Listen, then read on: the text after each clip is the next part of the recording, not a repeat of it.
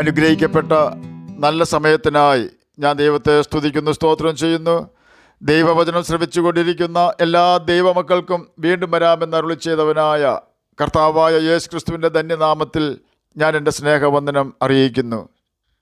ഇന്നത്തെ അല്പസമയത്തെ ചിന്തയ്ക്കായി മത്തായി എഴുതിയ സുവിശേഷം 14-ാം അധ്യായം 30 മുതൽ 33 വരെയുള്ള വാക്യങ്ങൾ നമുക്ക് വായിക്കാം.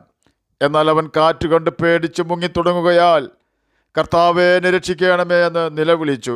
യേശു ഉടനെ കൈ നീട്ടി അവനെ പിടിച്ചു. അല്പവിശ്വാസിയെ, നീ എന്തിനെ സംശയിച്ചുവെന്ന് പറഞ്ഞു. അവർ പടകിൽ കയറിയപ്പോൾ കാറ്റ് അമർന്നു.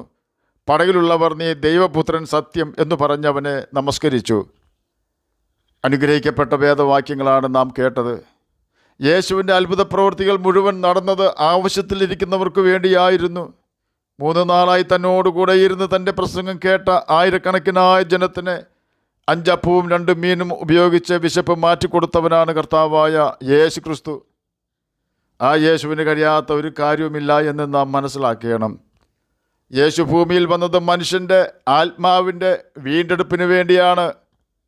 പാപത്തിന് പരിഹാരം വരുത്തുവാൻ യേശു ഭൂമിയിൽ വന്നുവെങ്കിലും മനുഷ്യൻ്റെ എല്ലാ ആവശ്യങ്ങളും പരിഹരിക്കുവാൻ യേശുവിന് കഴിയുമെന്നവൻ തെളിയിച്ചു. 5 അപ്പവും 2 മീനും ഉപയോഗിച്ച് അനേകരുടെ വിശപ്പ് മാറ്റിക്കൊടുത്തവനായ യേശു ആ ജനത്തെ ആശ്വസിപ്പിച്ചതിന് ശേഷം ഭവനത്തിൽ പോയി വിശ്രമിച്ചില്ല. ശവക്കല്ലറകളിൽ ഉറങ്ങുകയും വിലങ്ങുപോലും ഉരുമി ഒടിക്കുകയും തന്നെത്താൻ മുറിപ്പെടുത്തുകയും ചെയ്തുകൊണ്ട് വസ്ത്രം പോലും ഉടുക്കുവാനുള്ള സുബോധമില്ലാതെ സകല ദേശനിവാസികൾക്കും ദോഷം ചെയ്തിരുന്നവനായ 6000 ഭൂതങ്ങളാൽ കഷ്ടപ്പെട്ടിരുന്നവനായ ഭൂതഗ്രസ്തനെ യേശു സൗഖ്യമാക്കിയിരുന്നു. ആ ദേശനിവാസികളുടെ ഉപജീവന മാർഗമായ പന്നികളിലേക്ക് കയറിയ ഭൂതഗ്രസ്തനിലെ ഭൂതങ്ങൾ പന്നികളെ കൊന്നുകളഞ്ഞതിനാൽ യേശുവിനെ അവരുടെ നാട്ടിൽ നിന്നും പറഞ്ഞു വിട്ടിരുന്നു. എങ്കിലും താൻ സുബോധം വരുത്തിയിരുന്ന ഭൂതഗ്രസ്തൻ ആയിരുന്നവനെ ഒരു ദൗത്യം ഏൽപ്പിച്ചുകൊണ്ടാണ് യേശു അവിടെ നിന്നും പോയത്.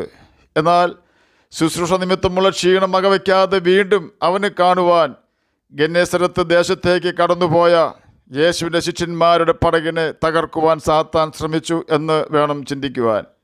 എന്നാൽ പ്രശ്നബാധിതമായ പടകിൽ യേശു കയറിയപ്പോൾ അവരുടെ പ്രശ്നങ്ങൾക്ക് ഉടനെ പരിഹാരമായി എന്ന് നാം കേട്ട് കഴിഞ്ഞു. തന്നെയുമല്ല, യേശുവിൻ്റെ മുഖത്തേക്ക് നോക്കി കടലിന്മേൽ നടത്തം തുടങ്ങിയ പത്രോസ് കാറ്റ് കണ്ട് പേടിച്ച് മുങ്ങുവാൻ തുടങ്ങിയപ്പോൾ യേശു അവന് കൈനീട്ടി രക്ഷിച്ചു. യേശു ഗദരദേശത്തെത്തിയപ്പോൾ അവിടുത്തുകാർ യേശു ആരാണ് തിരിച്ചറിഞ്ഞ് സകല ദേശത്തു നിന്നും രോഗികളെ കൊണ്ടുവന്നു. അവൻ്റെ വസ്ത്രത്തിൻ്റെ തൊങ്ങൽ മാത്രം തൊടുവാൻ അനുവാദം ചോദിച്ചു. തൊട്ടവർക്കൊക്കെയും സൗഖ്യം വന്നു. മത്തായി എഴുതിയ സുവിശേഷം 14-ാം അധ്യായം 22 മുതൽ 36 വരെയുള്ള വാക്യങ്ങളിൽ ഇതിനെക്കുറിച്ച് രേഖപ്പെടുത്തിയിരിക്കുന്നു. മർക്കോസ് എഴുതിയ സുവിശേഷം 5-ാം അധ്യായം 1 മുതൽ 20 വരെയുള്ള വാക്യങ്ങളിലാണ് ഭൂതഗ്രസ്തൻ്റെ സൗഖ്യത്തെക്കുറിച്ച് രേഖപ്പെടുത്തിയിരിക്കുന്നത്. നാം കേട്ട കാര്യങ്ങളൊന്നുകൂടി പറയുവാൻ ഞാൻ കർത്താവിൽ ശരണപ്പെടുന്നു. ഒന്നാമതായി, എത്ര വലിയ അത്ഭുതങ്ങൾ യേശു ചെയ്താലും അതെല്ലാം ആ സാഹചര്യത്തിൽ ജനത്തിൻ്റെ വിടുതലിന് വേണ്ടിയുള്ളതായിരുന്നു. സ്വന്തം മഹത്വത്തിനല്ല, പിതാവ് മഹത്വപ്പെടേണ്ടതിന് വേണ്ടി ഉള്ള അത്ഭുതങ്ങളായിരുന്നു യേശു ചെയ്തത്. യേശു കടലിൽ മേൽ നടന്ന ശിഷ്യന്മാരുടെ അടുത്തെത്തിയപ്പോൾ അവർ ഭയപ്പെട്ടു. യേശു അവരോട്, ധൈര്യപ്പെടുവിൻ, ഞാനാകുന്നു, പേടിക്കേണ്ട എന്ന് പറഞ്ഞു.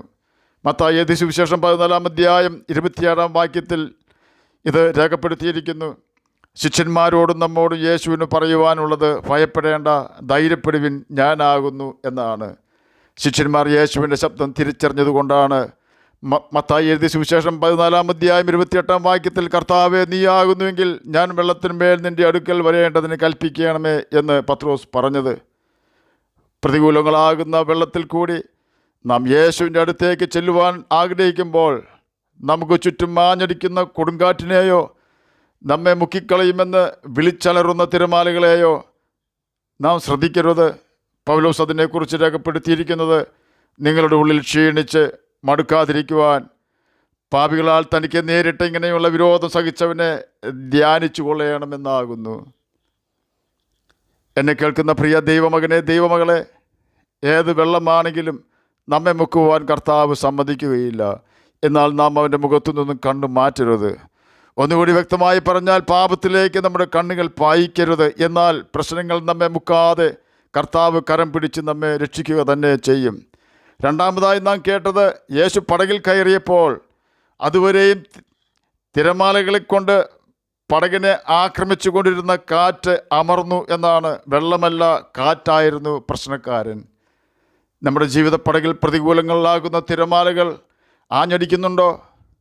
വ്യക്തികൾ നമുക്ക് ശല്യക്കാരായി തീരുന്നുണ്ടോ?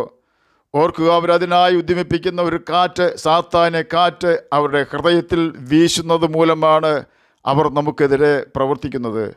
നമ്മുടെ ജീവിത പടകിൽ യേശു കയറിയാൽ ഒരു സാത്താന്യ ശക്തിയെയും വ്യക്തിയെയും നമുക്കെതിരെ വരുവാൻ യേശു സമ്മതിക്കുകയില്ല. യേശു കാറ്റിനെ ശാസിക്കുക തന്നെ ചെയ്യും. യേശുവിനെ അനുസരിക്കാത്ത ഒരു കാറ്റുമില്ല. യേശുവിനെ അനുസരിക്കാത്ത ഒരു സാത്താനോ ഒരു ഭൂതമോ ഇല്ല എന്ന് നാം ഓർക്കണം. മൂന്നാമതായി നാം കേട്ടത്, ഗന്നേസരത്ത് ദേശത്ത് പടകെത്തിയപ്പോൾ ആ നാട്ടിലുള്ളവർ എല്ലാവരും യേശുവിനെ തിരിച്ചറിഞ്ഞുവെന്നാണ്. തന്നെയുമല്ല, അനേകം രോഗികളെ യേശുവിൻ്റെ അടുക്കൽ കൊണ്ടുവന്നു. യേശുവിൻ്റെ ഉടുപ്പിൽ തൊടേണ്ടതിന് അനുവാദം ചോദിച്ചു. തൊട്ടവർക്കൊക്കെയും സൗഖ്യം വരികയും ചെയ്തു. ശവക്കല്ലറകളിൽ ഉറങ്ങിയിരുന്ന ആയിരക്കണക്കിന് ഭൂതങ്ങളാൽ ബാധിക്കപ്പെട്ട ഭ്രാന്തനായിരുന്ന ഭൂതഗ്രസ്തനെ യേശു സൗഖ്യമാക്കിയപ്പോൾ അവരിലെ ഭൂതങ്ങളുടെ അപേക്ഷ പ്രകാരം അവിടെയുണ്ടായിരുന്ന പന്നികളിൽ പ്രവേശിക്കുകയും പന്നികൾ തടാകത്തിലേക്ക് പോയി വീർപ്പ് മുട്ടി ചാവുകയും ചെയ്തതിനാൽ ആ ദേശക്കാരുടെ ഉപജീവന മാർഗം നഷ്ടപ്പെട്ടത് മൂലം യേശുവിനെ അംഗീകരിക്കാതെ അവരുടെ ദേശത്തു നിന്നും യേശുവിനെ ഓടിച്ചു കളഞ്ഞവരാണ് ആ ദേശനിവാസികളെന്ന് നാം ഓർക്കണം. സൗഖ്യം പ്രാപിച്ച ഭൂതഗ്രസ്തനായിരുന്ന വ്യക്തി സുവിശേഷം പറഞ്ഞത് കേട്ട് ആ ഭൂതഗ്രസ്തന് വന്ന സൗഖ്യം കണ്ടിട്ട് ഇപ്പോൾ ആ ദേശനിവാസികൾ കൂട്ടത്തോടെ യേശുവിനെ സ്വീകരിക്കുകയും അവരുടെ രോഗികൾ കൂട്ടത്തോടെ സൗഖ്യമാവുകയും ചെയ്യുന്നു. സത്യത്തിൽ സൗഖ്യം പ്രാപിച്ച ഭൂതഗ്രസ്തനിലെ ഭൂതങ്ങളായിരുന്നു ഗന്നേസരത്ത് ദേശം ഭരിച്ചിരുന്നത്. അവിടെയുണ്ടായിരുന്ന ആളുകൾ മഹാരോഗികളും ദരിദ്രരുമായിരുന്നു. ഒരു ജോലിയും കിട്ടാതെ വരുമ്പോഴാണല്ലോ പന്നികൾ എത്തിയിട്ടുവാൻ പോകുന്നത്. യേശു പഠിപ്പിച്ച മുടിയനായ പുത്രൻ്റെ ഉപമയിൽ ഇളയ മകൻ അവന് സാമ്പത്തിക പ്രശ്നം വന്നപ്പോൾ ഒരു ജോലി അവന് അന്വേഷിച്ചു. ഒടുവിൽ പന്നിയെ തീറ്റുന്ന ജോലിയാണ് അവന് ലഭിച്ചത്. ഗന്നേസരത്ത് ദേശം ആളുകൾക്ക് ജോലിയോ സാമ്പത്തിക ഉയർച്ചയോ ഉണ്ടാകാതെ ഭൂതഗ്രസ്തനിലെ 6000 ഭൂതങ്ങൾ ആ ദേശത്തെ അടക്കി വാണിരുന്നു. എന്നാൽ യേശു അവിടെ ചെന്ന് ഭൂതങ്ങളെ ഓടിച്ചപ്പോൾ ജനത്തിന് ആശ്വാസവും സന്തോഷവും രോഗസൗഖ്യവും ലഭിക്കുവാനിടയായി. എന്നെ കേൾക്കുന്ന പ്രിയ ദൈവമകളെ, നാം ഏത് പ്രതിസന്ധിയിലുള്ള വ്യക്തിയാണെങ്കിലും യേശു നമ്മുടെ സകല പ്രശ്നങ്ങൾക്കും പരിഹാരം തരുന്നവനാണ് എന്ന് നാം ഓർക്കണം. ആകയാൽ നമുക്ക് ഈ യേശുവിനെ നമ്മുടെ ഹൃദയത്തിൽ സ്വീകരിക്കാം. ഹൃദയത്തിലെ യുദ്ധങ്ങളെയും ഭവനത്തിലെ പ്രതിസന്ധികളെയും ജീവിതത്തിലെ കൊടുങ്കാറ്റുകളെയും ശാന്തമാക്കുവാൻ യേശുവിന് മാത്രമേ കഴിയൂ. അതെ, യേശുവിന് അതിന് കഴിയും. ആകയാൽ യേശുവിനോട് നമുക്ക് പ്രാർത്ഥിക്കാം. പ്രിയ യേശുവേ, എൻ്റെ കുറവുകൾ ക്ഷമിച്ച് എൻ്റെ ഹൃദയത്തിൽ വസിക്കണമേ എന്ന്. നിശ്ചയമായും യേശു നമ്മെ ലക്ഷ്യത്തിൽ എത്തിക്കും.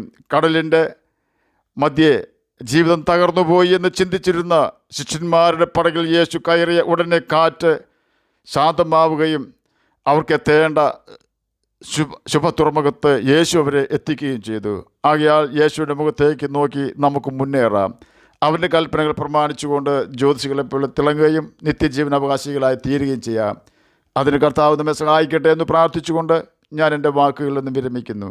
നമുക്ക് പ്രാർത്ഥിക്കാം. ഞങ്ങളെ സ്നേഹിക്കുന്ന സ്വർഗീയ പിതാവേ, നല്ല വചനത്തിനായി ഇങ്ങനെ സ്തുതിക്കുന്നു, സ്തോത്രം ചെയ്യുന്നു.